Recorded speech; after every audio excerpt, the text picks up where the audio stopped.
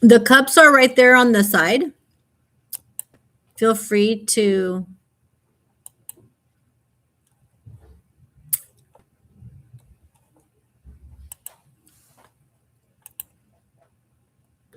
on top. On top. Okay. Sorry about that.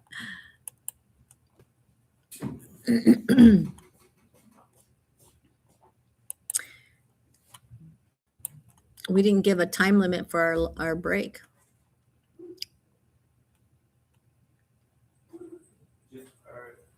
You can take any of those Any of the cups. Yeah. Okay.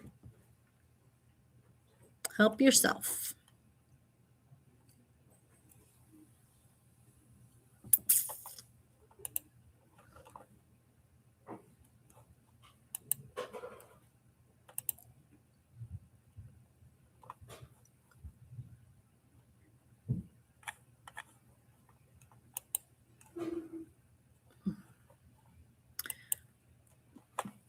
I like that you were coachable and you got your test day already. It's great. But you're going to do it online. So Yeah. I'm going to worry a little bit just because I'm one of those worry wasums. But Yeah, my buddy, he took the same. Scan the whole room. I mean, they've done it in all my tests before. as long as you're ready for it, like Yeah. mentally ready for it, I think you'll be fine. But if you're going in there and you're not mentally ready, that's where the problem occurs, Yeah. because then you're going to be caught. I'm like, what do I do? Yeah. You know? They say you're supposed to come 30 minutes early just to get all the checks in place. Yeah, your start time. you can't even access the link until 20 minutes before. So the extra 10 minutes is to make sure you can get on your email. You got to click the link to get on their website, to get here, to get there. It's like a you're chasing to find your test. Yeah. And I always say, have your cell phone right next to you. Because let's say you end up having a problem. If you call them right away, you're like, I can't get on, I can't log in, you get a claim ticket. So that claim ticket that you get provides you a chance to say, well, I wasn't able to get in, I've been trying to get in, this happened, versus you don't have that claim ticket. And then what happens is they're like, sorry, not our fault, right? It'll make you pay again. And then you pay again. And that's what we're trying to avoid, is having you pay again.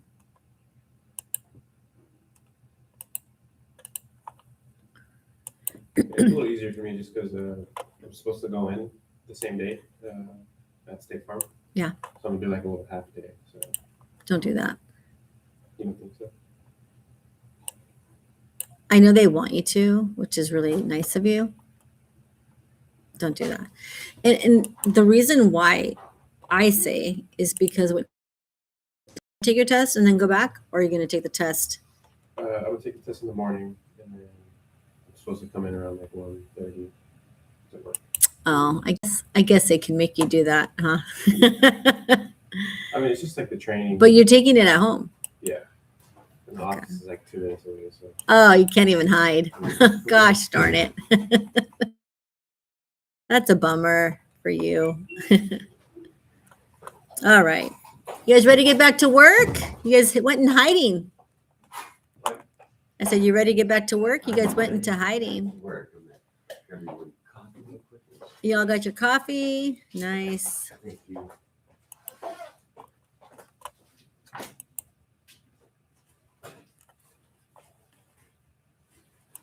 I'm playing here. I stop using that word.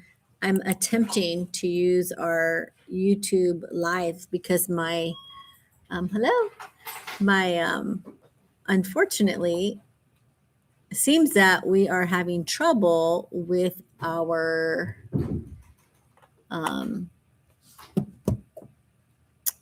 Zoom. So since the Zoom's not working, I'm going to attempt YouTube, and hopefully it works out for all of us. I'm going to hide that and hopefully just cross our fingers it works out good. All right, so before we left on break, we were chatting about getting your test date, because that's going to be really important. If you don't have a test date, then what tends to happen is you're waiting for someday, one day. You know what they say about someday, one day, right? Never happens. So we want to make all set. Like I said, because we're in the code and ethics class, technically, we have to stick with the code and ethics conversation. But at 4:00, when the class is over, we can actually pivot and talk more about how to pass that test the first time and making sure you guys are set up for success. Because ultimately, that's what I want. I want 100% pass ratio. Unfortunately, since Casey left, we'll see how it goes with him. But he's been he's working hard. He's working hard to get this done. So we don't want to give him too hard of a time. But all of you, since you're here, you're part of my pass ratio. So if one of you don't pass, I drop down to 75%. You can't let me. All right. Oh, that's right. Really. I know. It's a small, intimate class. It's so intimate. So the way that the author wrote this book, they wrote it to comply with the state objectives, right? The educational objectives, which is great because you can actually see if you go to the educational objectives, it'll tell you where in the book you can actually find that specific concept that the state wants you to know. So if you are looking at page 1 versus Roman numeral 13 in your textbook, you'll see that it's pretty much the same thing as what's in the educational objectives. But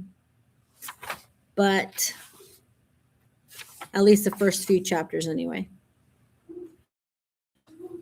But the way that the author wrote it, it kind of can get a bit confuzzling. So we want to retain things based upon what the state wants us to know, right? And the first thing that you need to know is simply that insurance is a contract.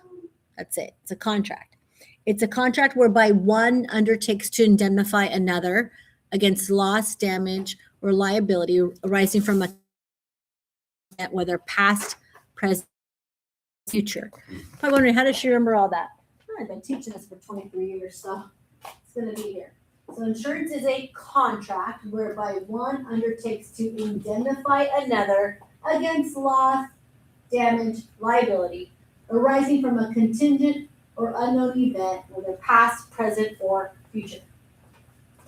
Now, with that being said, I just need you to remember that insurance is a Contract. contract. We Insurance dignify. is a contract. Simply said, insurance is a contract.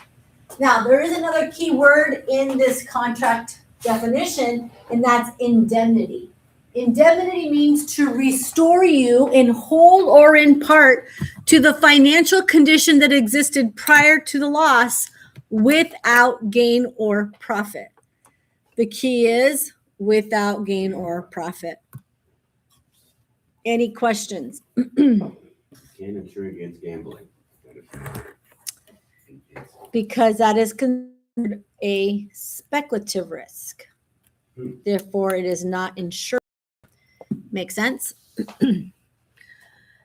So as I started this concept piece here, insurance is simply a contract. It is also known as a social device used to spread risk amongst a large group.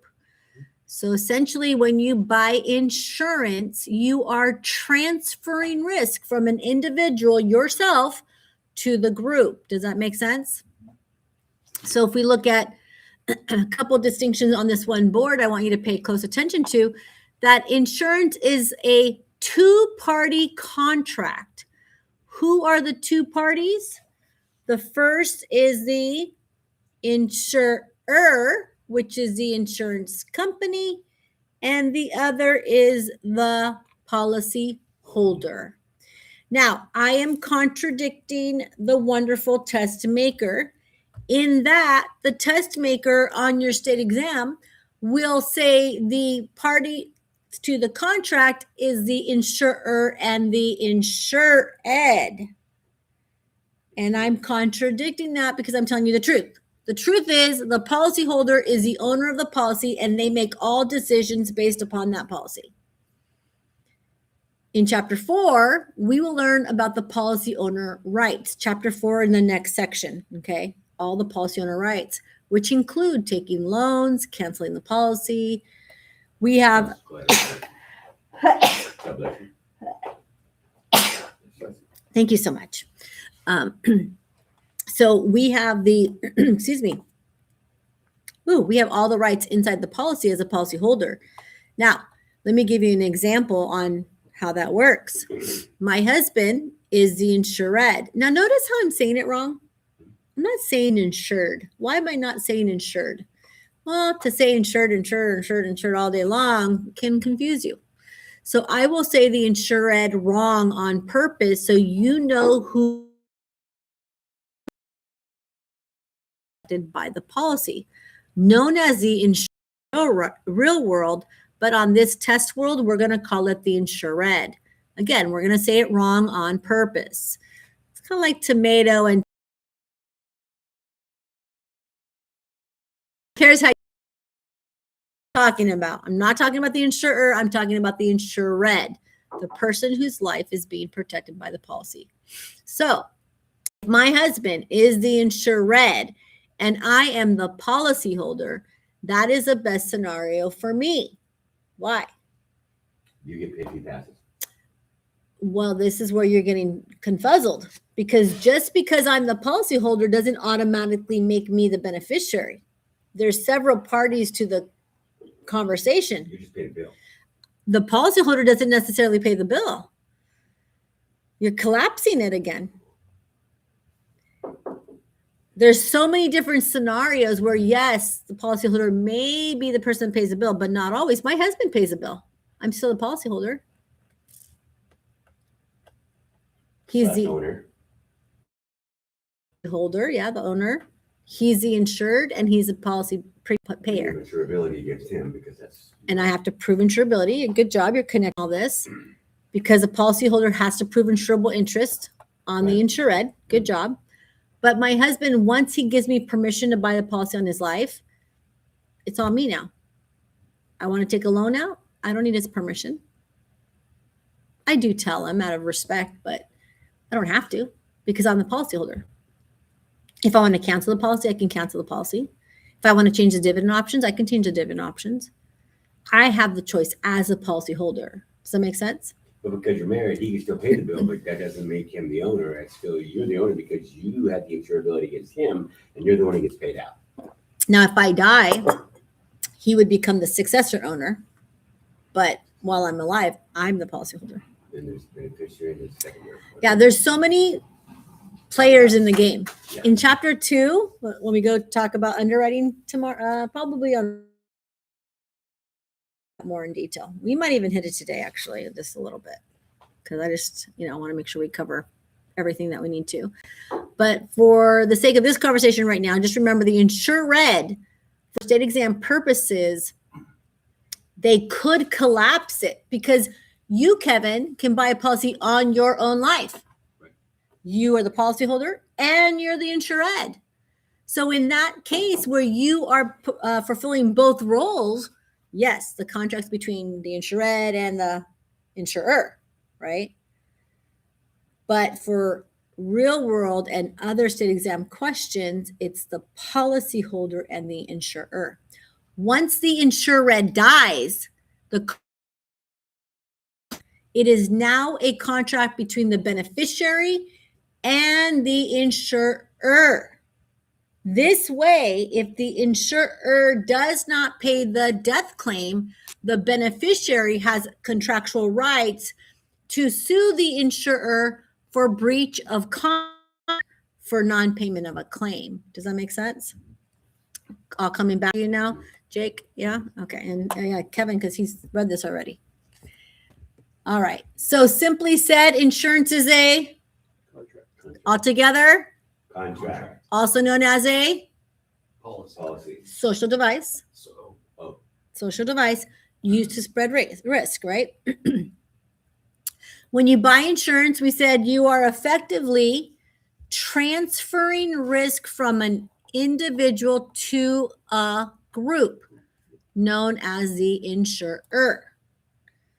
So once again, when you buy insurance, you are transferring risk. What's risk though, Alejandro? What's risk? Financial loss. Mm. Taxes. Unexpected. Simply stated, it's just the uncertainty of a loss. Now, the test maker, she can say it several ways. Guess what? Winnie, she wants you to dance. That test maker expects you to dance in the conversation. You know what I mean by that, Winnie? You just do it as the person said, dance. Well, there's so many different words that mean the same thing. So you have to remember that if she says uncertainty of loss, it could also mean chance of a loss. It could also mean possibility of a loss, right? There's so many different words in the English language that really creates the confuzzling nature of this test. That's what it's So uncertainty of loss, chance of loss, and possibility of loss are all right answers for your test. And then it was confirmed, still on the test, she changed it. All of the following are definitions of risk except, and she says cause of loss. What the heck is cause of loss? Well, a cause of loss is defined as a peril. A peril, is defined as the cause of the loss. So you can certainty of a loss, possibility of a loss, chance of a loss, with cause of a loss, which, as I said, is a peril. And on your test, they may just ask you, what is a peril? And you have to remember it's cause of loss. Do not collapse it with the definition of risk. Would there be a reason? The peril is the reason or the Yes. action that happened to make it happen. Exactly. That was the cause. In property and casualty, if you take that test, you have to know perils.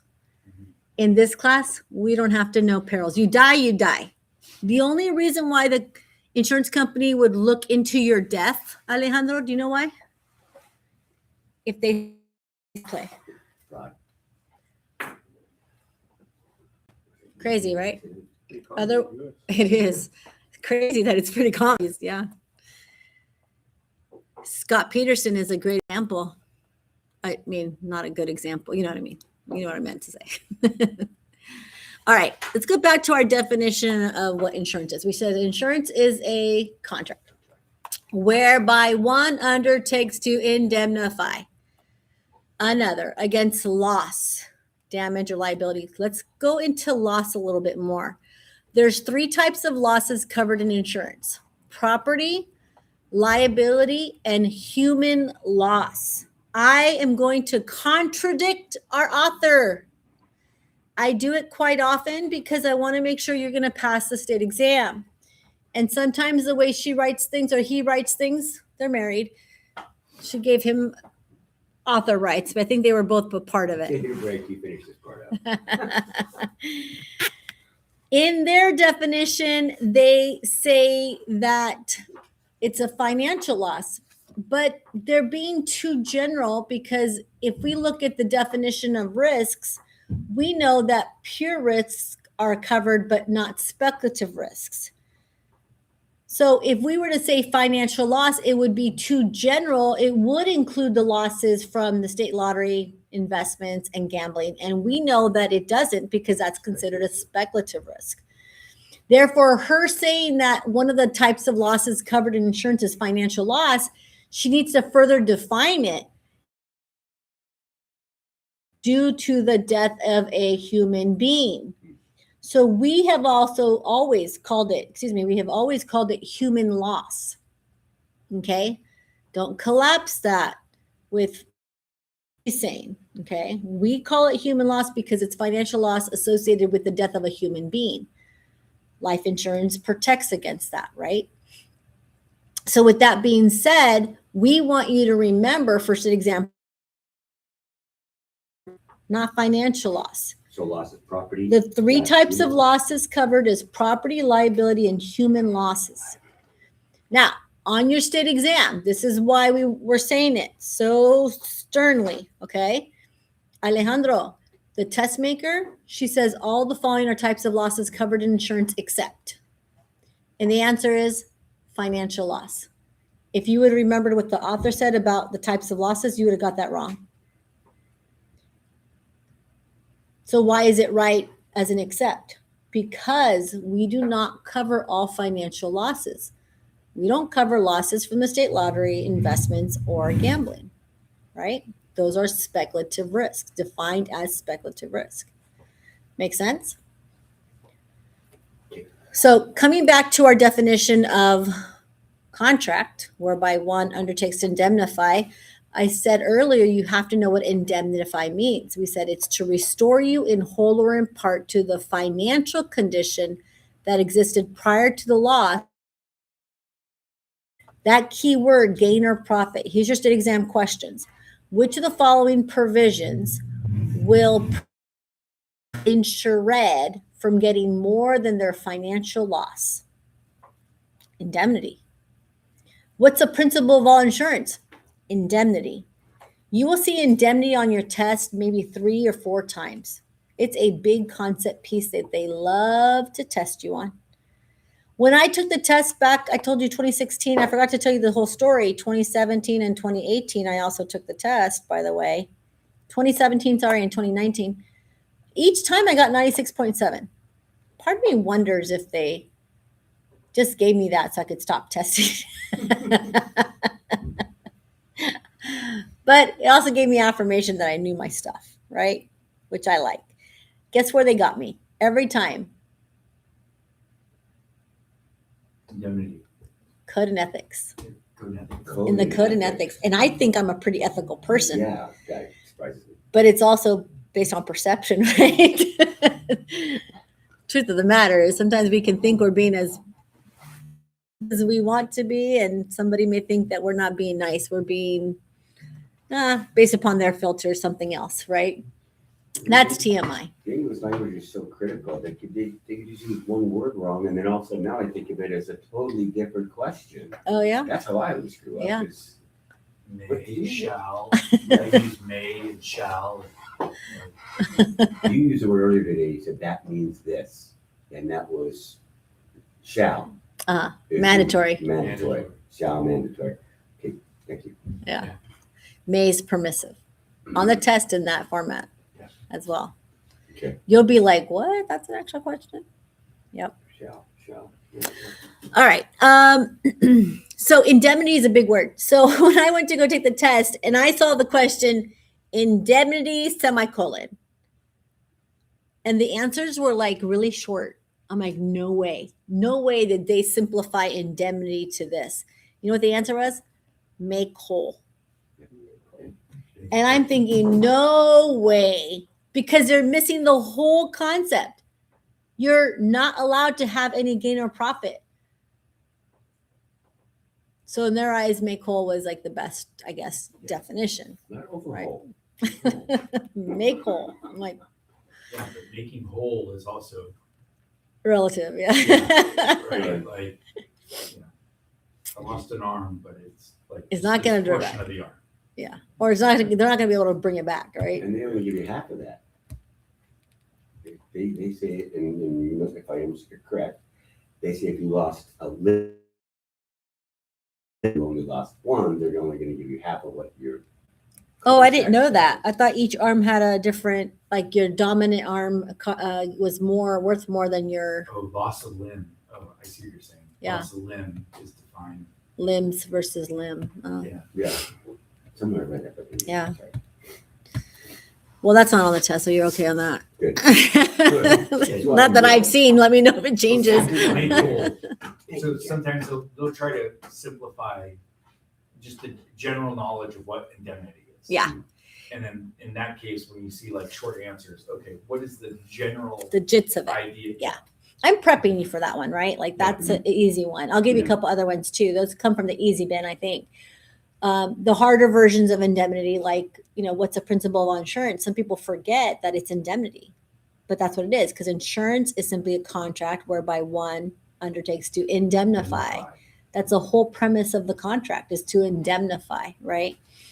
And so you just have to know all the little bits and pieces so that no matter how they ask the question, because you understand all the little bits and pieces, the concept of this, you're not going to get confused. So spreading the risk is really not the right answer. Indemnity is because they're spreading the risk, but you will still be indemnified. It's spreading the risk. Well, insurance is a contract, right? They're calling that contract a social device that's used to spread risk. That's what spreading the risk goes into. Yeah. But individually, I'm indemnified. Your family will be identified because you're dead. Sorry. No, it's okay. I didn't know if you got the memo. Okay. 2 out of 2 of you aren't getting out of here alive. I'm not talking about the class, I'm talking about life. Alejandro, so when you take your test for life next week, I need you to pay very close attention to what I'm going to say. 40 of those questions may be on your property and casualty test. Hardest test is property and casualty. But if you can go in there ready for those questions, you want to make sure that you in both playbooks, the life. Start with the life one because those are going to be the most, the fastest ones you can find. But then as soon as you're done with that, go into the property casualty. Some of the questions in the property and casualty code and ethics are on our test. So you want to make sure that you're ready for that. And then you're prepared for your test as well. So code Oh, ethics. yeah. Is it taught differently between property and casualty? No. Well, I'm not going to lie. It is. Okay. Not The that I was going to lie. the I just had to questions think on the about it for a test minute. are Both. I don't cover subrogation. I don't cover some of the stuff that's dominant in property and casualty that's not in ours. There's no subrogation in ours, really. Yeah. Right. I mean, But there could be. well, there could be, but not on our test. I got you. So when you see, we don't talk about subrogation because of that. Yeah. But it is a terminology that's. So for us, we don't need to focus on that one. Separation. Separating? Subrogation is when, let's say you have, what car insurance do you have? Farmers. Farmers. Okay. Again, I don't teach property and casualty, but And I'm a AAA driver. Yeah. you're a AAA driver? Well, I was going to give you an example. Oh, okay. Okay. That's go ahead. Feel free. You know Oh, this. so- Yeah, you know this. Go ahead. So I'm driving along but you use your own insurance to make your car whole. And then your insurance company is going to come after my insurance company to repay them or subrogate the loss. Subrogation. Separate. Gotcha. Because you're using your own insurance, whereas my insurance is responsible. But for your convenience, you've used your own insurance, but it's your own shop and done everything. And my insurance is just gonna have to basically reimburse them. They're subrogating the loss from your policy back to my policy of liability. Sounds like they reimburse that. So that's Well, very close. yeah, Yeah, it's just a legal term that he's going to subrogate to the other, right? Something like that. Reimburse. And Layman's and that's compensation, yeah.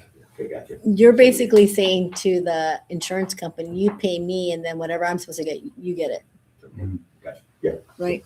Thank you. Yeah, and it's not on our test, so don't just forget everything we just talked about. Gone.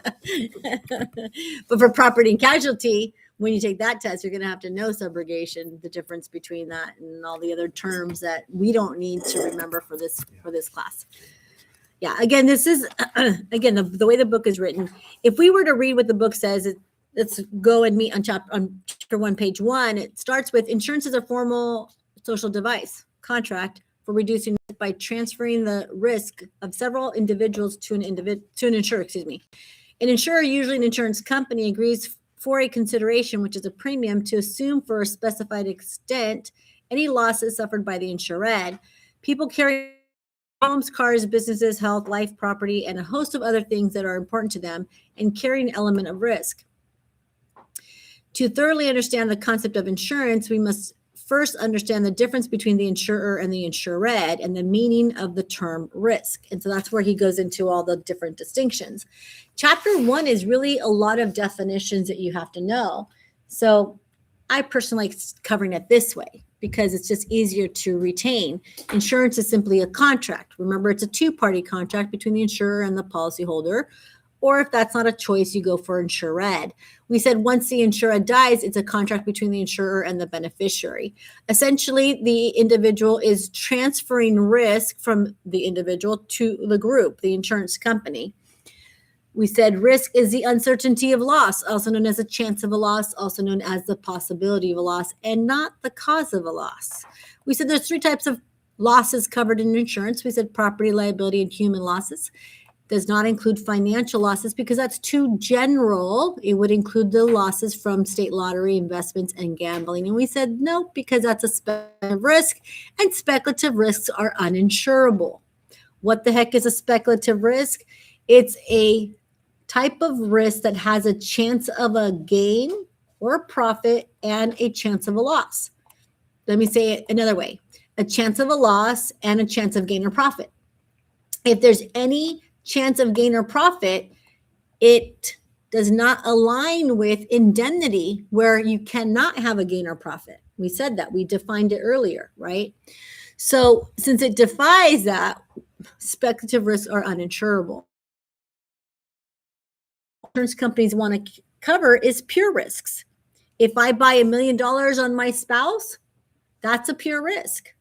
Now, me buying 100 million on my husband, he works at McDonald's. He does not work at McDonald's. I feel bad saying that he does because he's worked very hard being a concrete mixer driver for almost 30 years. But besides that, as I said, he, if I buy 100 million on him and he's not an heir to Bill Gates, like, sorry, that's a speculative risk. Had a student one time come back to the class and he said, Jackie, I'm a bit concerned. I'm like, about what? He's like, I have a client that came to my office and he's asking to buy 10 million on his wife. And you said that's speculative risk. I said, well, not if she's worth 10 million. He's all, well, there's just something funny about it. I'm like, what's funny about it? He's like, it's just weird the way he's acting. And I'm like, I wouldn't take it. I mean, it's up to the underwriter to underwrite it, but I don't know. If it sounds weird, maybe you should just, And so long story short, he didn't sell him the policy because he was asking too many questions to the husband. And the husband had asked him if he could sign for the wife. And the guy learned from me. And I said, you don't ever let your spouse sign for anything, right? You can't let the spouse sign for anything. You get in trouble for that. It's not like, going to the gym. Yeah. Nah, you can't do that. Saying your last name for a credit card payment. Sits here, and we had students that would come husband and wife, and the wife would sign for the husband. I'm like, doesn't work. Sorry, you have to sign for yourself. But we do it all the time. Not here. Sorry. So he wanted to sign for the wife, and I said, don't do it. Don't let him. Like, that's not okay. And no joke, a year later, that same student calls me and says, you're never going to believe it. I'm like, believe what? Because I had forgotten about, what had happened. He said she died. I'm like, what? You need to call the police and let them know. He's like, why? I'm like, because that's total evidence. Like, he tried to buy 10 million on her a year ago and then she dies. Come on. Within a year? How old was she? I don't know how old she My man was, is not gonna but die. She turned up dead a year ago. And this guy's A year buying policy after. for her. a year after she turned up dead. Yeah. Yeah. For No, 10 mil. please. Like, that's a red flag. Total red flag. He's all, no, I can't. I'm like, you have to. You have an obligation, Yeah. moral obligation. Well, and that goes towards moral turpitude Yeah. for the Department of Insurance. They could say, hey, we're going to revoke your license because you You should have reported it. Yeah. In the mortgage industry, it's a SAR. That's the suspicious Activity. act report, suspicious act report. And in there, I guess, we are their field agents as an agent, and we can then still write notes to the underwriter saying, this is sketchy, too much money, she's not worth it. Yeah. I don't feel comfortable. That's it. Well, our agents report is supposed to serve as that because we are agents. So our loyalty has to be to the insurance companies, right? We are legally, ethically, and morally required to disclose anything that we find out during the underwriting or during the application process. And so technically exactly what you're saying is true. It follows what happens in the insurance industry as well. So there's some things that you can connect, which is good. It allows you to retain it in a different way. Mhm. Yeah. So speculative risk, uninsurable. Pure risk is insurable. So if you want to buy $1 million on your spouse, you can buy $1 million all day long. They're not going to look at, and it's not going to look weird for you to buy $1 million on your spouse. But if you're buying $1 million on every girlfriend you have, Alejandro, that's what's that? It's gonna look funny. 57. I know. I don't have that. You're in the wrong business. 80. Have to know the difference between pure risk and speculative risk. Again, pure risk is losses only. There's no chance of gain or profit. On the state exam, they started saying it a new way. They say there's no chance of a loss and chance of a loss, or they'll flip it, chance of a loss and no chance of a loss. I always say, okay, think of it this way. You go skydiving. There's a chance you're going to die, but then there's a chance you're not going to die, right? So connect it that way. Speculative risk, there's always a chance of gain or profit. The 3 examples of speculative risk is gambling, I've said it a couple times, state lottery, and investments. Have you looked at your investments lately? Are you cringing? What's going on today? Did you guys watch it? No, how much is the bond market down with it? Sometimes I get Well, I think that has a lot to do with The war, the negotiations coming up. yeah. you've been watching Well- your investments. They should have dropped today or this morning at least. You had to say that. Mine is actually up $35 today. I bought into Host Hotels last year, and it's been a really good lately. Went down for a bit, but it's back up. Don't buy K. Killed me financially. That was a King horrible Lincoln hit. Chicken House. A company that went into making Bitcoin. Yeah. I bought one and it was going up so high, and then they did something so weird. The company stopped doing this and do this, and now they're doing this, and it's like, oh, right on the walls. Lost so much money. Yeah, they were mining Bitcoin. They're still mining Bitcoin, but they're changing to AI. They're going to house GPUs and stuff like that. So Oh, yeah. Even though AI is supposed to be smart, I wouldn't. somebody told me to buy it. I bought it, and then I was like, oh, it's doing so good. And then away so hard. They split my stocks and everything. Anyway, it's such can you stomach it? Great. If you can't stomach it, I called my insurance agent. I said, hey, can you make sure it's called the OPP rider, option to purchase additional insurance, so I can buy straight insurance, and it's cash value. So it's like straight cash value. And then it builds and builds and builds at 6%. It's better than what I'm doing in the stock market right now. And you don't have to show And- insurability? Yeah, to get the rider open again, I have to go and prove insurability again. Yeah. But I'm going to just use my son because here. So it's called segregate life insurance when you do that. It's advanced insurance sales. Because you can't do it on your family. I can do it on my son. Yeah. So anyway, TMI, moral to the story, risks are uninsurable, pure risks are insurable. Speculative risk. Remember I told you, I'll give you all the different ways that we know. Whenever you see chance of gain or profit, that's your keyword for speculative. If you see uninsurable, that's your keyword for speculative. If you see in the question, Winnie, gambling, semicolon, what's the answer? Speculative. Good job. Yeah. It's not even a question. It's just like gambling, semicolon. And you have to remember that's speculative risk. Sometimes they say speculative risk, semicolon. And what are you looking for in the answer? Gambling. Yeah. But sometimes they say all of the following are examples of speculative risk, except you'll see state lottery, investments, gambling, and then one that doesn't fit. You know what it says? Buying $1 million on your spouse. That's okay, because that's pure risk, and that's one you want to choose. Okay? Easy peasy? Probably coming from the easy bin, And I that's think. like 3 questions possible. Well, I mean, there could be Oh, so many. on this one board right here, no joke, Jake, there's probably about 10 possible questions on your test. Let me take a Yeah. Do you have Facebook, Kevin? Yes, I do. Okay, I'll show you where to see these so Okay, you can see these. But I don't mind, so long as you like my page. I will do it immediately. Everybody says that, Kevin, and then I only still have 349. I don't know what happened there. You should make it But private. they're not. Oh, yeah, I'm gonna do that. How do I make it private? Oh, but it's a business page, so I can't make it private. You know what's funny is I can make it a private page and then make it live later. Ah, that's a good one. All right. Another key point we haven't covered yet, because I want to make sure you understand this board here, Kevin, is when you pay your premium. We read this in the book, right? When you pay your premium, what are you really doing? The state doesn't say premium because that would be too easy.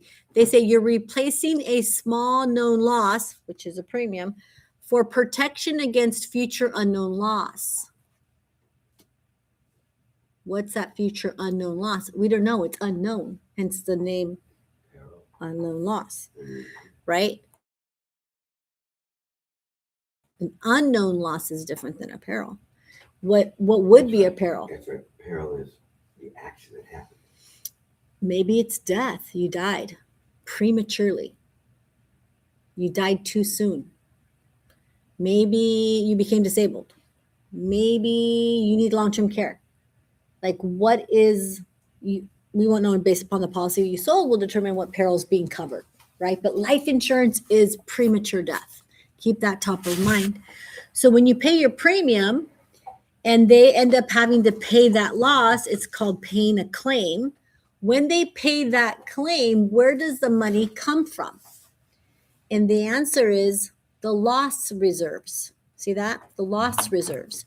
So when you when you end up having to pay your premium, the money goes pretty much into 3 buckets. Okay, we're pretending buckets, but not really a bucket. It's just the accounts of the insurer. Some of the money goes into what's called the loss reserve. State exam question: what's used to pay claims? The loss reserve. What if it just says reserves? Should you pick it? Alejandro? Yes, you should. Really? Because you have to dance. Remember I told you, dance in the conversation. That's why you're here, to learn these little tricks of the trade. It's called the loss reserve, but if she removes the word losses from there, it's okay, still go for it, okay? Some of the money goes to cover administration and expenses of the insurer. There's a cost of doing business, right? In fact, our office, we have to pay rent, we have to pay for the overhead, we have to pay for all these little things, right, to run our business. So does the insurance company. So part of the expenses, by the way, is your commission. Where do your commissions come from? The expenses of the insurer. Shades that answer. Some of the money goes into the economy. How does it go into the economy? Well, the insurance. In fact, do you remember when the tsunami hit? I was an agent at the time, back in 2011, I believe. And I remember getting a voicemail in my voicemail box, and everybody in the office was talking about how we all had to be on a call tomorrow morning at 9 a.m. Eastern time, which meant 6 a.m., which means I had to wake up early and get on this call because the head actuary, which, by the way, we'll talk about this again, the head actuary is the brains behind it all, how the tsunami had affected our investments. And so everybody logged in, they said. And when I was on the phone listening in, it's all I remember. This is a long time ago now. But all I remember was that 4% of our global investments were in Europe. And of that 4%, only 10% was in Japan. And of that 10%, only 5% was in that city of Japan. And of that 5% of the 10% of the 4%, notify our clients about that. You'll see a visitor come and visit me every now and then. I don't know if you see it. It's like a little, our plants for some reason end up bringing in flies. been trying to get rid of this fly. Somehow it turns up in this office. I kill it every time. I don't know where it's coming from. Anyway, so you'll see me go like this every now and then. I'm not, I'm not having spasms or anything. Okay. It's just, or I'll go like this. I'll try to be sly about it. But anyway, any questions? Is that where the life insurance company really makes their money, is from the investments? They're able to pull all that money together and Yeah. invest in some. Too? No, And then- the state mandates that they have Sure. money in those loss reserves to cover the losses.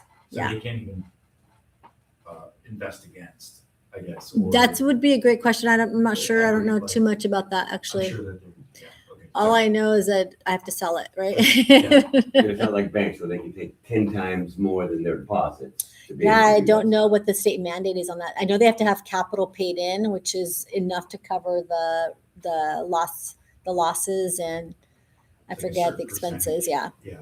Yeah, it's Or called they're really capital low. paid in. Yeah. In order to be considered solvent, if they're considered insolvent, then the commissioner state exam will cover it in a minute. The commissioner will come in and attempt CPR. And if they're able to, successfully complete CPR, then they'll give the insurance company back. But if they're not, then they'll petition the courts for liquidation. And then, of course, they'll sell it to another insurance company. And there's a nonprofit organization that does that. It's called the Guarantee Association, the California Insurance Life and Health Insurance Guarantee Association. Yeah, good recall there. Thank you. My friends were in Phuket that day that was going to happen. And they were going to go back over to Phuket. My buddy goes, no, we're going to stay here 2 more days.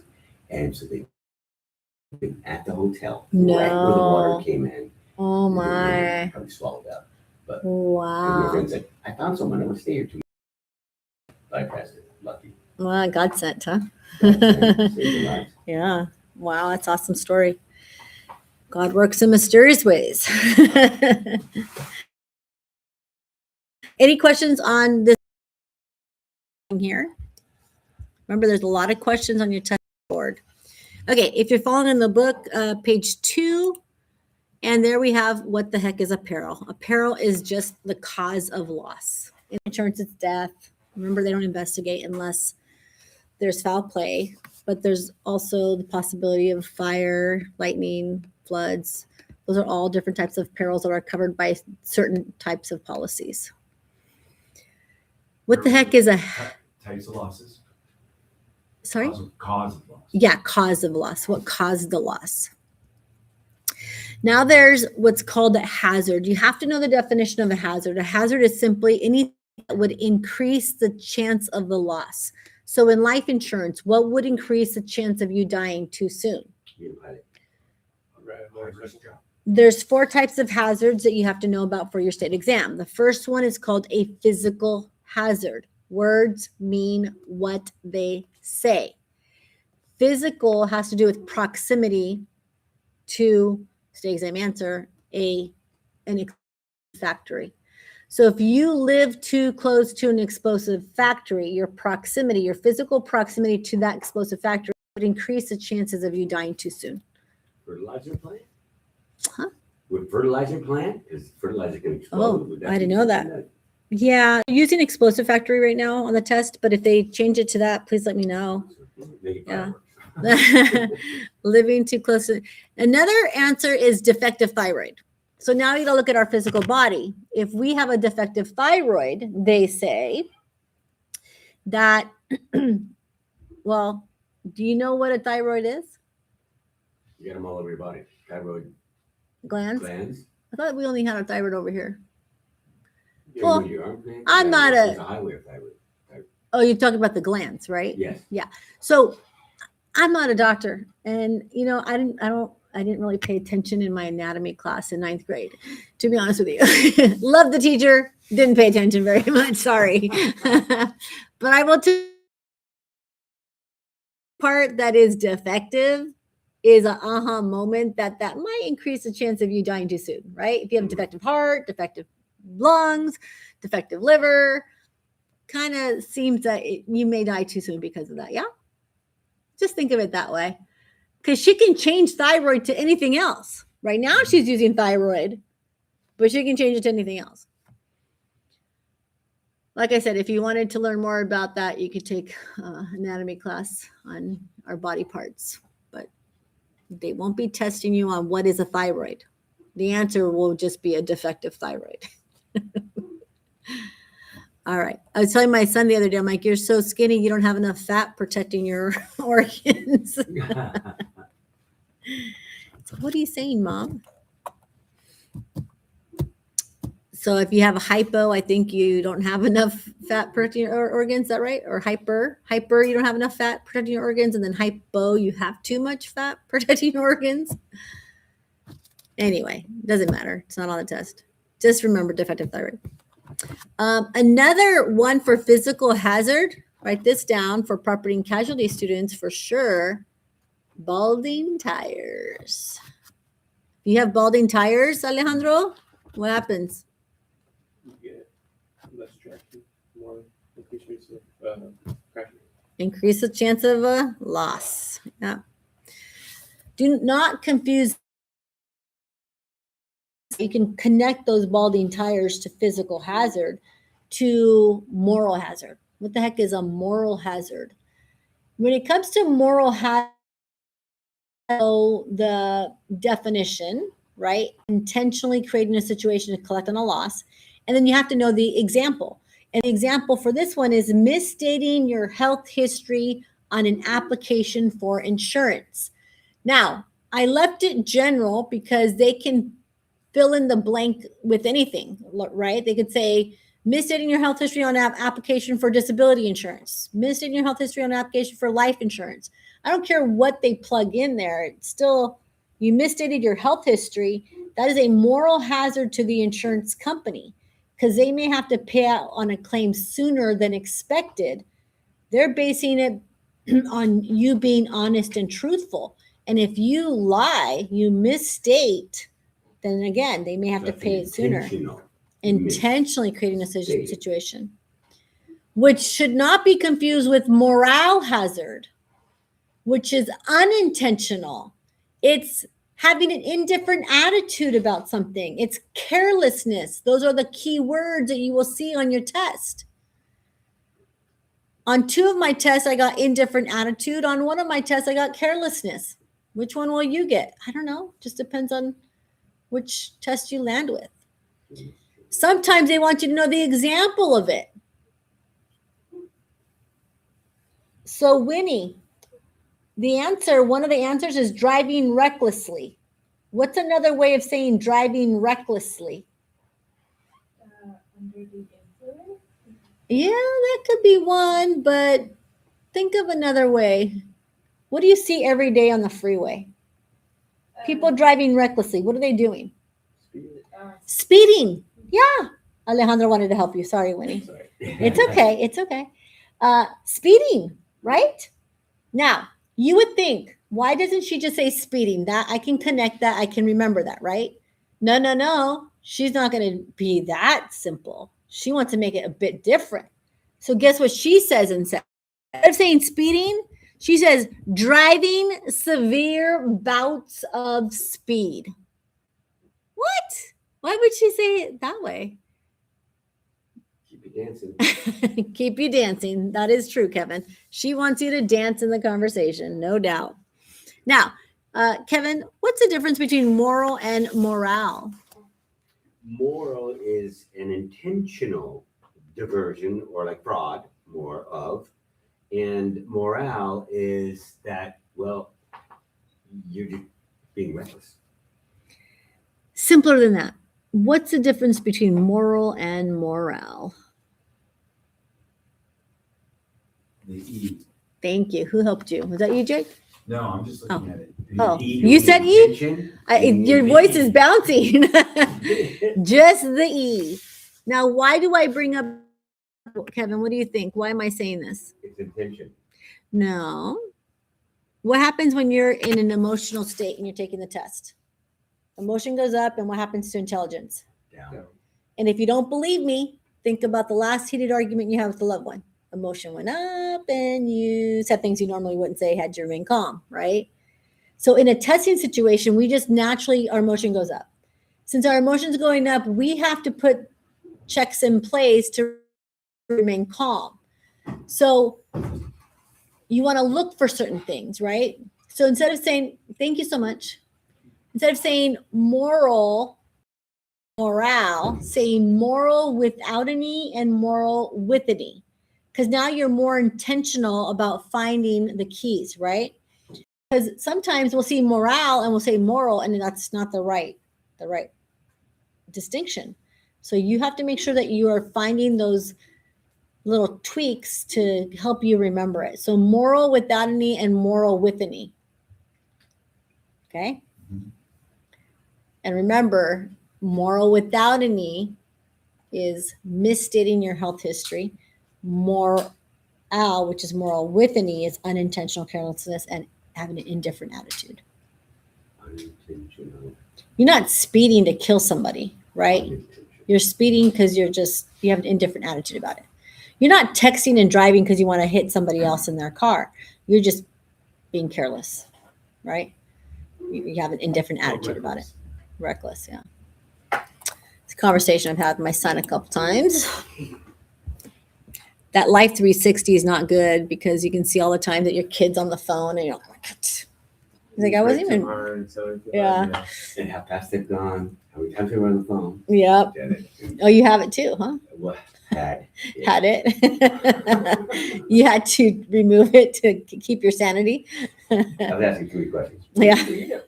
I'm out. She has it with her daughter now, not me. Our daughter. Oh, she was asking you too many questions. Both. Back and forth. We kind of got like, okay, wait. We'll talk about it when we get home. Yeah. My husband's like, what were you doing at this hotel for like 3 hours? I'm like, I was on investing. I'm like, you're watching me now, huh? Because with iPhone, you can see where they're at now, but they can't see the past. Where with the Life 360, they can see. Where you were all day. Well, Unless yeah. you have timeline and you go to Google Maps. Oh, there you go. Yeah, I like to see how my son's driving. My son's my only stress right now on driving. That kid, he's 21, so that kind of explains it. Have you seen Red Asphalt? No. When we were in high school, we had to see that, and that was pretty cool. Red asphalt? Red Oh, Asphalt. I can only imagine what that means. Words mean what they say. Exactly what that means. Phones and Oh. parts. He can watch that with my husband. I don't watch that stuff anymore. I had to protect my space. All right. Legal is also another type of hazard, right? We have a legal liability that we carry when we own a car, when we own a house, right? We carry that liability. So that increases the chance of them having a loss. Remember that legal is never the right answer on the test. What? Yeah, that's why there's an X on it. It'll say all the following are types of hazards except, and they'll take legal out and put one that doesn't belong. The other 3 will be there. Sometimes it'll be the name of it, or sometimes it'll be the example of it. So you really have to understand here. This concept piece can get a bit confuzzling. Any questions? All right. We'll skip underwriting for now. Kind of ahead of the schedule for there. There we are. All right. If you follow along in the book, we're on page 2, 1.5, the law of large numbers. We're going to cover this on the life side. In the property and casualty side, your trainer will go over it in the conversation of property and casualty. But all insurance companies use the law of large numbers, right? What the heck is the law of large numbers? Well, let me ask you this. How many of you took a statistics class in high school or in college? Did you like it? Okay. Pretty fascinating, right? To like It is. see the numbers. Now, you didn't take one at all? I did. You did. Winnie, did you take a statistics class? Once, but I may have forgot, but Yeah, we're going back in time, right? Like that was, you passed that class, you don't have to remember it. One thing that you should have learned from that class is, though, what you should have learned is that the larger the number, the more accurate the prediction, right? That's the end result of that. So when you're watching a commercial and you see this is the new way to heal your heart, and it says This study was done on 100 participants. 100. Once you've seen that statistic, you're like, oh, yeah, maybe it's not very accurate. Maybe they should get more people. Now, when they did the whole COVID vaccine, wow, how many people did they use for that study, right? And in that study, oh, was it a study? Sorry. Yeah, it was an experiment. That's right. It didn't have 2 years. It didn't have the normal way of doing it. Yeah. And they said, what was the efficacy on that? Do you guys remember what? I forget what it was. Was it like 60%, 66% or something like that? Am I lying to myself? Was it more? I think it depended on which one you took, which vaccine you took. Had So, I think, Moderna or yeah, or different, yeah. I think they had different, right? Different efficacy that they said. yeah. But they were basing it on a large number. So, that was it With no history. with no history. Several caveats. Yeah. Just like somebody says, "Oh, this is a great product." Well, who did your research? Oh, we did. Yeah. You did your own research on your own product. Well, there's no bias. And only on 5 people. Yeah, there we go. Now, if I were to go by my January class and say, oh my gosh, I had 100% pass ratio in my class and walked around saying, I have 100% pass ratio and it's only on that one class, how accurate would it be? Not very accurate. But if I were to say in the last, since 1983, which is what, 43 years, Quick Learning School has been tracking our pass ratio. And for life insurance, we are at a 93% pass ratio. How accurate is that? Very good. Very accurate. Even Right. though you did it on. Yes, it's very accurate because again, we're tracking a larger number. So the larger the number of similar exposure units is what they say, the more accurate the prediction. So guess what insurance companies have been tracking? Death. They've tracked death. So they know how many people per 1,000 will die in a given year at a given age. And based upon the mortality tables that I have, I'm going to use this. 87.6. And one of my students got a little upset because 77 was longer than 83. And I apologize for that. Just like adding it after the fact. And I didn't have a lot of room, but TMI. Moral to the story is this. The mortality tables being written today, being used today, are different than the ones that were used before, right? Our mortality tables change based upon different factors. In fact, they say because of COVID, our mortality tables changed.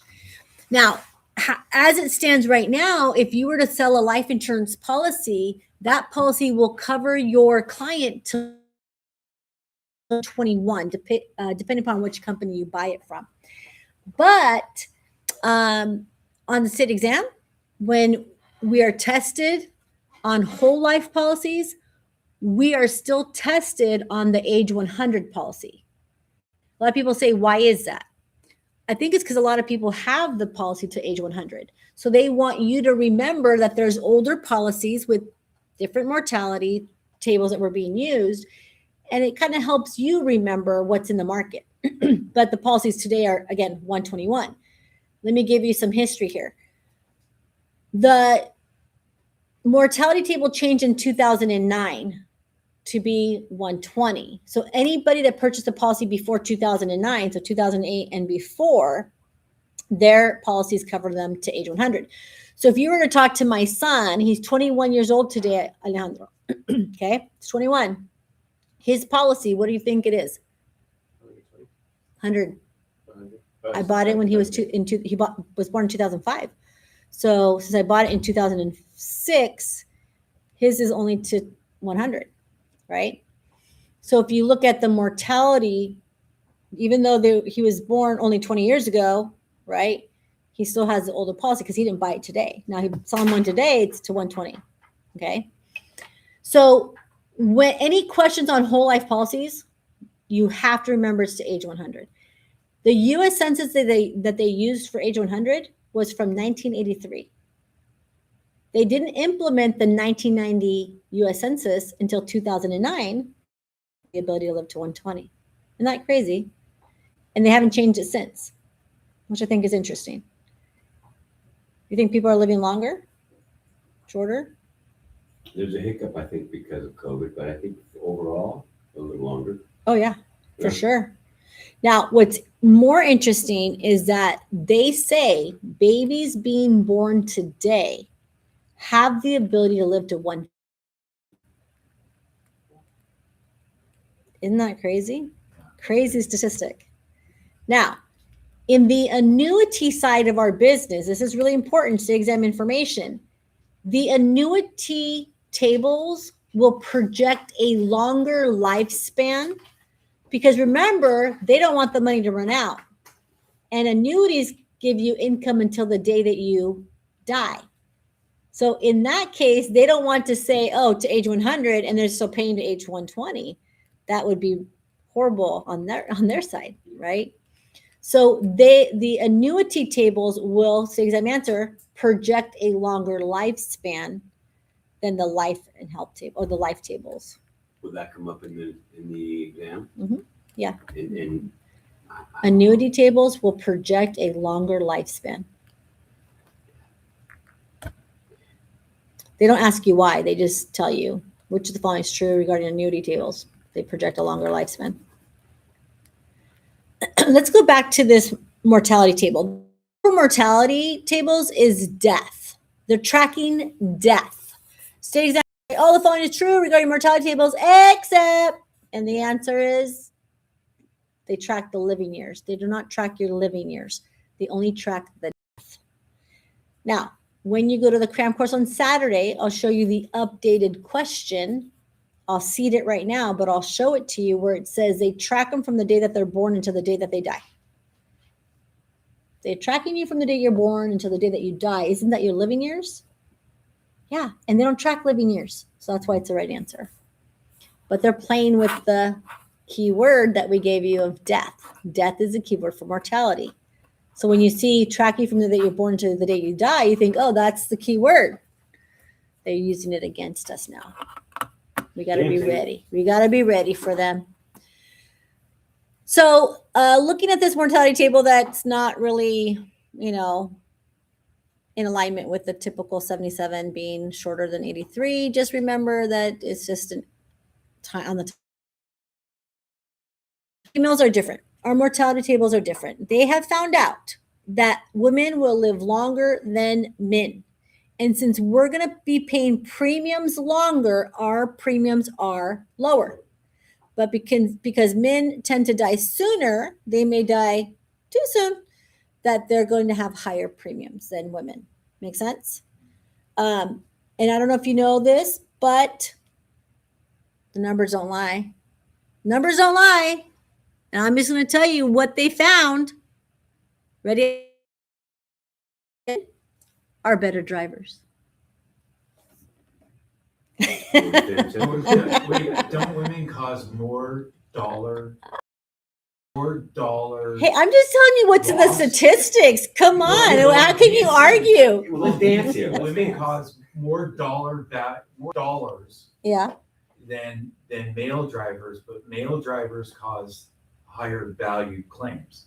Like male drivers like 100,000, whereas female drivers there's more of $5,000 claims. Really? But So they are little better fender drivers benders. Yeah. because they get in less dollar amount claims than males do. And we're even better drivers while we're putting on our mascara and driving at the same time.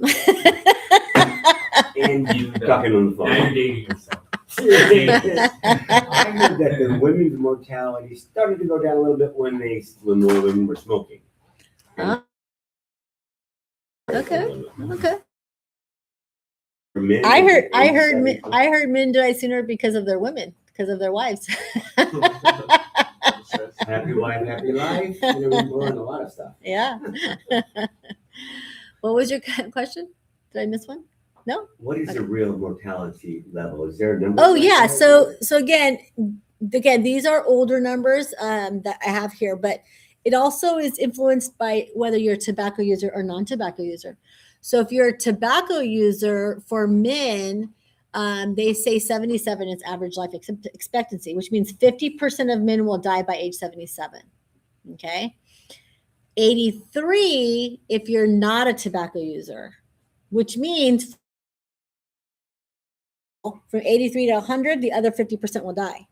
It's kind of interesting, right? Like we lived 83 and then women tobacco users 84, women non-tobacco users 87. So that it's only 3-year differential versus the male, which is a 6-year differential, which I thought was interesting. Huh. They used to say it was 7 years, that smoking tobacco would reduce your life by 7 years. The stats weren't showing that at this time that we saw. Is it There's other different reasons they're today? catching up. I don't know. There's other reasons they're catching up, maybe. Some people said smoking is good for you. Just bad for your lungs, but good for you.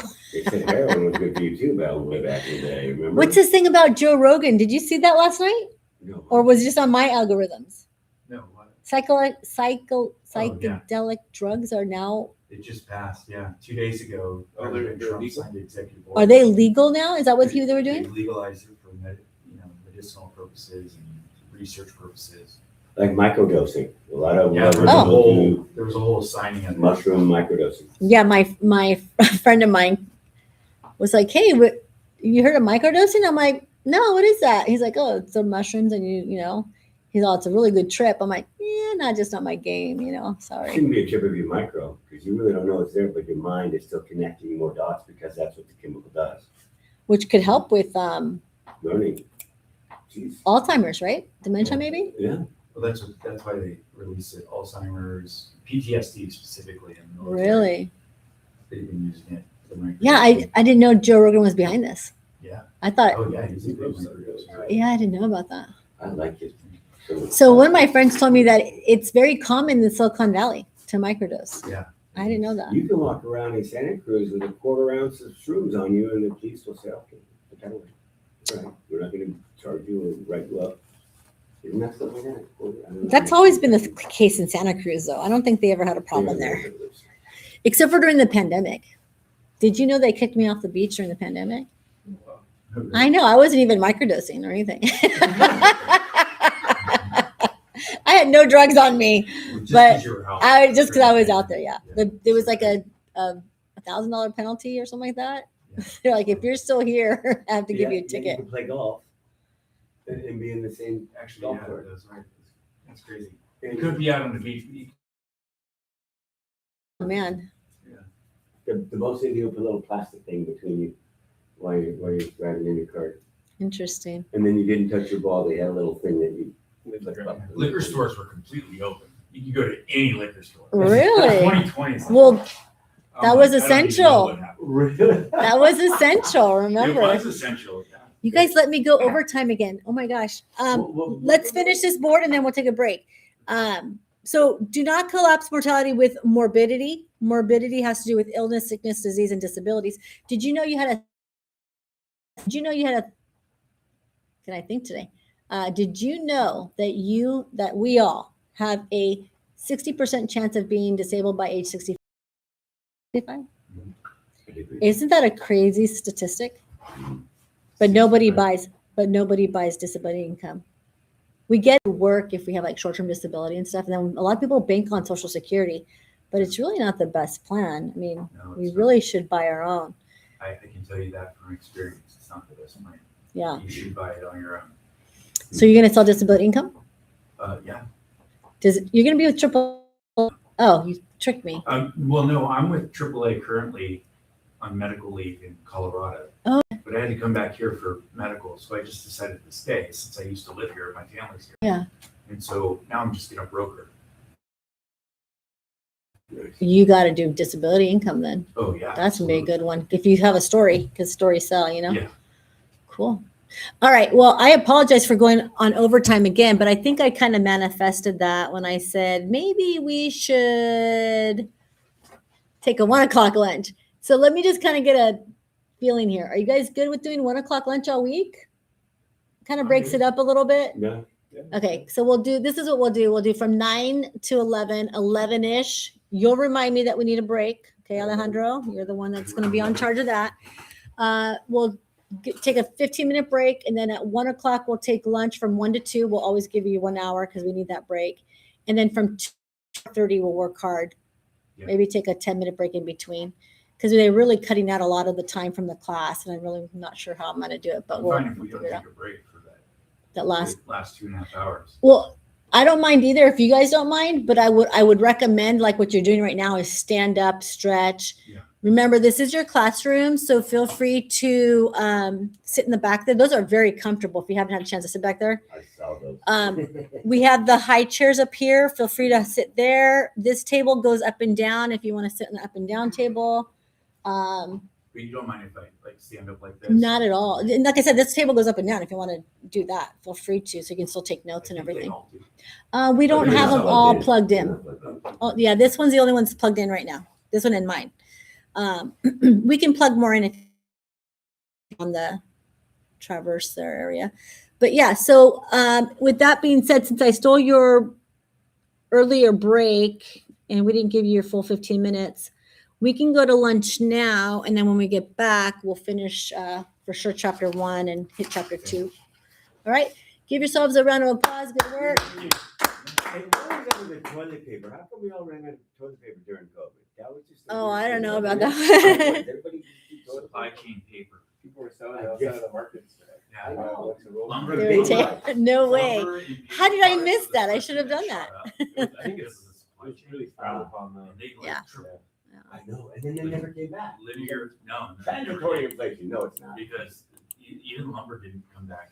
Yeah. You could have gone out and bought a 2x4. Are you sure? Because in 2x4. Oh, they came back a little. Then he came down. But linear not square a, foot not was a by three, and then $6 a linear square foot, and then it's like 19.20.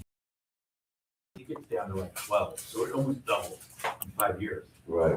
And then look at what happened to gold, and they were saying that was partly due to the pandemic or residual of it, but gold shot up like 50%, But, yeah, and now it's like 50% of what it was last year. Just and 1 year. silver year and a had half. its little run too last year, didn't it?